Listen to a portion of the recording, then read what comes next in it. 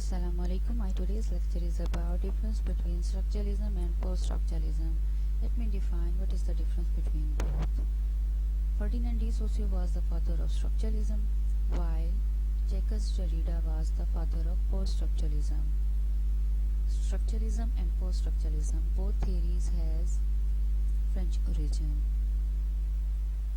Between 1950s to 1960s, structuralism was developed, while poststructuralism was presented in 1968. Structuralism is a literary theory, while poststructuralism is a further elaboration of that theory.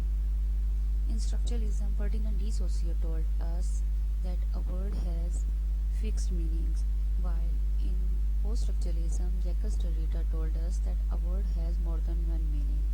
The meanings are not fixed, and meanings are arbitrary, because in one culture a word has one meaning, in other culture the same word has different meanings. Structuralism basically a listener-centered approach. A person assumes what the meaning of that word, while a post-structuralism is a writer-centered approach. If we want to know about the word which was delivered by writer, we need to read about the biography, genre and themes and everything about the writer to find out the meaning of that word.